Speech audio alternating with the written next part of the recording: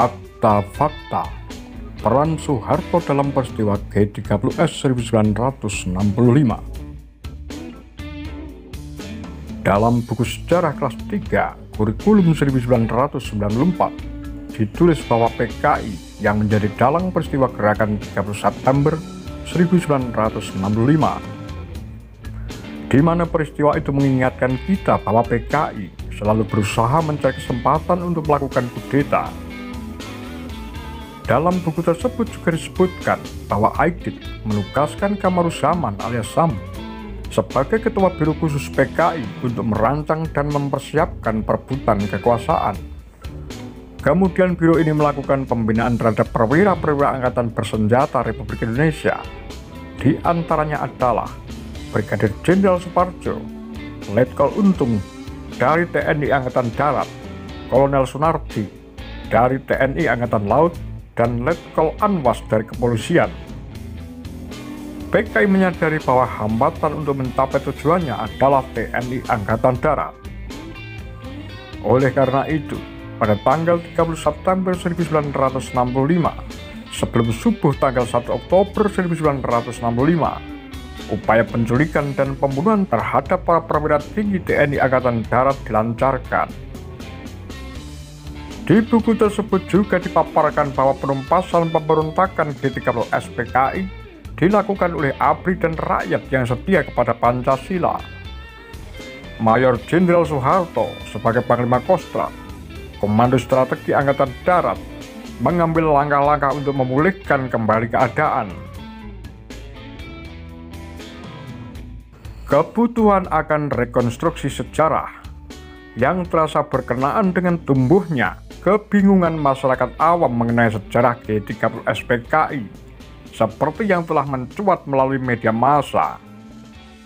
Ironisnya, hampir seluruh informasi baru diekspos oleh media tersebut bertolak belakang dengan buku SMP kelas 3 kurikulum 1994. Pemaparan baru fakta dan opini di balik G30S PKI itu pada pokoknya ingin mengubah peran dan posisi Jenderal Soeharto terhadap G30S PKI, yakni pemberantas yang cekatan dan jitu, menjadi terlibat atau tersangka.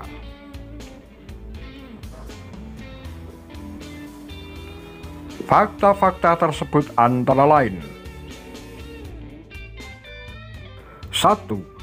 Pengakuan Kolonel Latif, Gembong PKI, bahwa 2 kali ia memberitahukan kepada Soeharto tentang rencana penindakan terhadap sejumlah jenderal.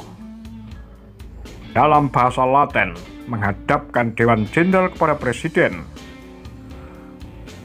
Namun Soeharto yang pada saat itu Panglima Kostrat tidak mengambil inisiatif melapor kepada atasannya. Dia diam saja dan hanya manggut-manggut mendengar laporan itu. Latif menginformasikan rencana penindakan terhadap para jenderal itu 2 dan 6 hari sebelum hari H. Kedua, fakta bahwa sebagai perwira tinggi dengan fungsi pemandu di bawah Pangap Jenderal Ahmad Yani, Soeharto tidak termasuk sasaran G30S PKI. Ini bisa dipertanyakan mengingat strategisnya posisi Kostrat, apalagi negara dalam keadaan bahaya. Kalau betul Soeharto tak dalam lingkaran gerakan, kemungkinan besar ia termasuk dalam daftar korban yang dihabisi di malam tersebut. Ketiga, hubungan emosional cukup dan amat dekat Soeharto dengan para pelaku PKI, yakni Untung dan Latif, sedangkan Sam termasuk kolega Soeharto di tahun-tahun sesudah proklamasi. Keempat, menurut penuturan Mayor Jenderal Purnawirawan Mursid, 30 September malam menjelang 1 Oktober 1965 itu, pasukan Batalion 530 Brawijaya berada di sekitar Monas. Padahal tugas panggilan dari Pangkostrat Mayor Jenderal Soeharto adalah untuk defile 5 Oktober. Kelima, Mayor Jenderal Purnawirawan Soeharyo, mantan Pangdam Mula Warman yang sama-sama dalam tahanan dengan Mayor Purnawirawan Soekardi, Ex-Wadanyon 530 Brawijaya menceritakan bahwa surat perintah dari Pangkostrat kepada Danyon 530 itu dalam rangka penugasan yang disinggung Jenderal Mursid tadi ternyata kemudian dibeli oleh Soeharto seharga 20 juta. Ratna Sari Dewi, mantan istri Bung Karno, pernah menyatakan sejak pagi 1 Oktober Soeharto sudah mempropaganda bahwa pelakunya PKI. Terkesan seperti dia sudah tahu semua, seakan telah direncanakan. Yang menjadi pertanyaan, bagaimana ia bisa menguasai Indonesia? Harus diingat, sistem komunikasi saat itu belum seperti sekarang. Teleponnya belum lancar dan tak ada yang punya telepon genggam. Bagaimana dia bisa memecahkan masalah yang terjadi pada malam 30 September dan segera bertindak begitu cepat? Kalau belum tahu rencana G30S PKI, ia tidak mungkin bisa melakukannya. Dari kutipan buku sejarah SMP kelas 3 tersebut di atas, dengan pengakuan Ratna Sari Dewi, kita dapat menarik kesimpulan bahwa Soeharto sudah mengetahui akan terjadi gerakan 30 September yang dilakukan PKI. Hal ini dibuktikan mengapa begitu cepat dia mengambil keputusan dan mengumumkan ke seluruh rakyat Indonesia melalui RRI bahwa telah terjadi peristiwa penculikan oleh gerakan kontrarevolusioner yang menamakan dirinya G30S. Padahal alat komunikasi pada saat itu belum secanggih sekarang. Fakta-fakta lain yang mampu mengungkap kebenaran ini tidak hanya sebatas fakta internal. Lebih dari itu, kebenaran yang mulai terkuak mengejutkan masyarakat awam adalah ternyata Soeharto juga mempunyai hubungan gelap dengan CIA. Hal ini terbukti dengan adanya satu kompi batalion 454 di Ponorogo, Jawa Tengah dan satu kompi batalion 530 Brawijaya, Jawa Timur yang secara terselubung digunakan Soeharto sebagai penggerak sekaligus penumpas G30S. Ternyata merupakan pasukan raider elit yang menerima bantuan Amerika Serikat sejak 1962. Lebih dari itu, penggerak Gestapo itu sendiri ternyata pernah dilatih di Amerika Serikat. Selain itu, Soeharto juga mempunyai konspirasi terhadap PKI.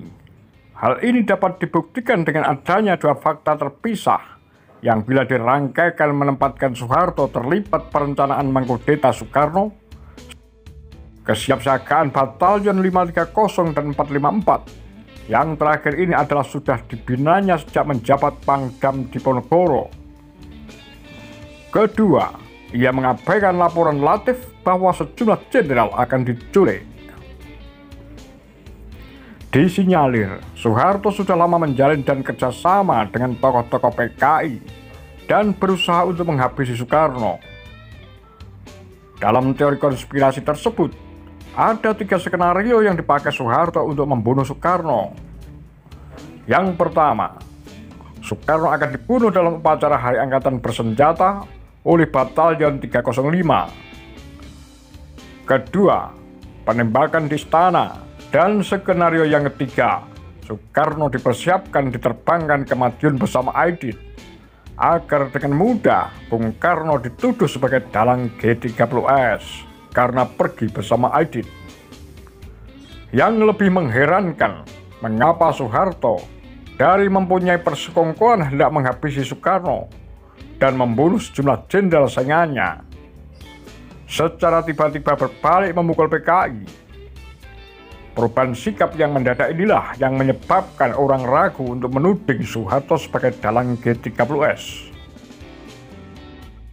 Dalam hal ini, Herman Sarens menduga diketahuinya rencana membunuh Soekarno dalam upacara Hari Angkatan Bersenjata oleh pasukan Batalion 305 merupakan sebab perubahan skenario gerakan.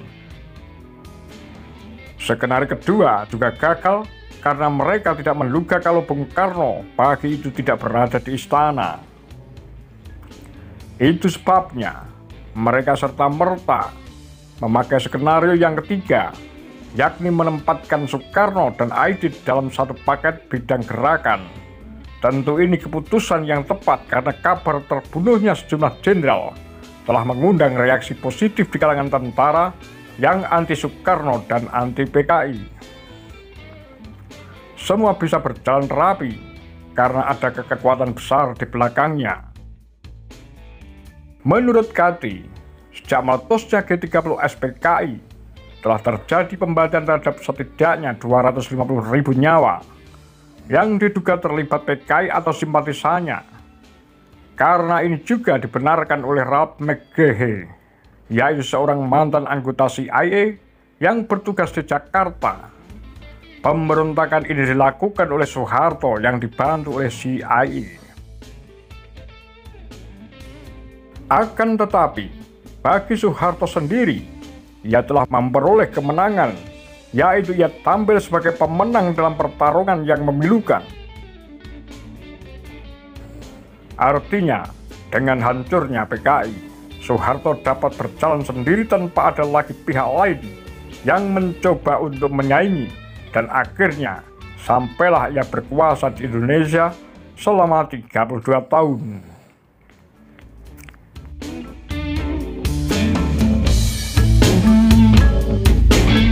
Apa pendapat Anda?